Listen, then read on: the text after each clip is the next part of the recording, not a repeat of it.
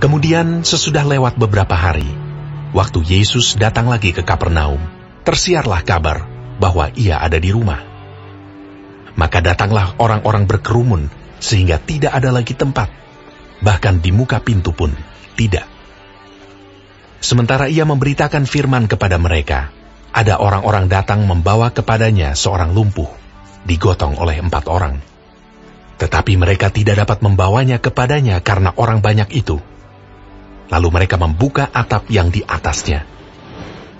Sesudah terbuka, mereka menurunkan tilam tempat orang lumpuh itu terbaring. Ketika Yesus melihat iman mereka, berkatalah ia kepada orang lumpuh itu, "Hai anakku, dosamu sudah diampuni." Tetapi di situ ada juga duduk beberapa ahli Taurat.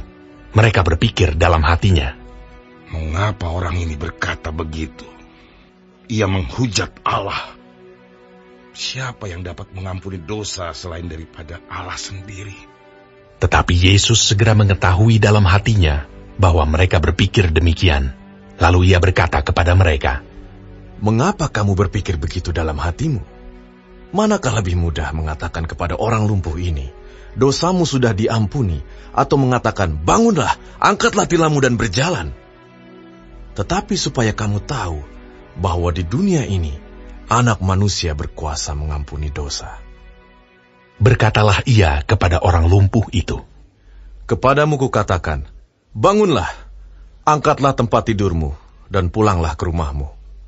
Dan orang itu pun bangun, segera mengangkat tempat tidurnya, dan pergi keluar di hadapan orang-orang itu, sehingga mereka semua takjub, lalu memuliakan Allah. Katanya, "Yang begini belum pernah kita lihat." Sesudah itu, Yesus pergi lagi ke pantai danau, dan seluruh orang banyak datang kepadanya.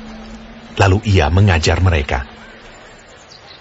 Kemudian ketika ia berjalan lewat di situ, ia melihat Lewi, anak Alfeus, duduk di rumah cukai. Lalu ia berkata kepadanya, "Ikutlah aku." Maka berdirilah Lewi, lalu mengikuti dia. Kemudian ketika Yesus makan di rumah orang itu, banyak pemungut cukai dan orang berdosa makan bersama-sama dengan dia dan murid-muridnya, sebab banyak orang yang mengikuti dia. Pada waktu ahli-ahli Taurat dari golongan Farisi melihat bahwa ia makan dengan pemungut cukai dan orang berdosa itu, berkatalah mereka kepada murid-muridnya, "Mengapa ia makan bersama-sama dengan pemungut cukai dan orang berdosa?"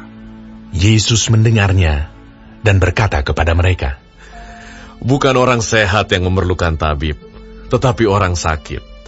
Aku datang bukan untuk memanggil orang benar, melainkan orang berdosa." Pada suatu kali ketika murid-murid Yohanes dan orang-orang Farisi sedang berpuasa, datanglah orang-orang dan mengatakan kepada Yesus, "Mengapa murid-murid Yohanes dan murid-murid orang Farisi berpuasa, tetapi murid-muridmu tidak?" Jawab Yesus kepada mereka, "Dapatkah sahabat-sahabat mempelai laki-laki berpuasa, sedang mempelai itu bersama mereka?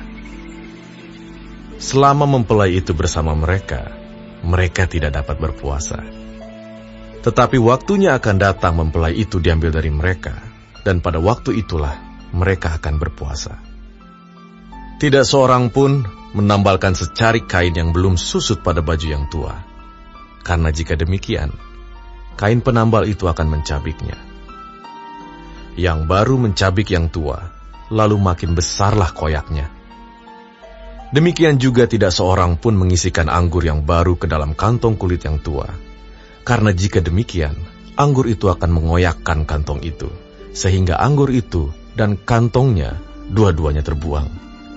Tetapi anggur yang baru hendaknya disimpan dalam kantong yang baru pula."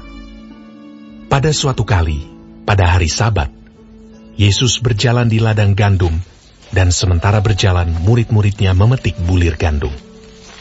Maka kata orang-orang Farisi kepadanya, "Lihat, mengapa mereka berbuat sesuatu yang tidak diperbolehkan pada hari Sabat?"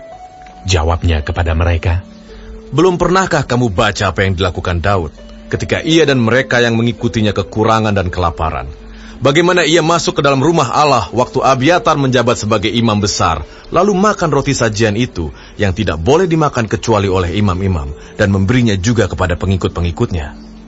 Lalu kata Yesus kepada mereka, Hari Sabat diadakan untuk manusia, dan bukan manusia untuk hari Sabat. Jadi anak manusia adalah juga Tuhan atas hari Sabat.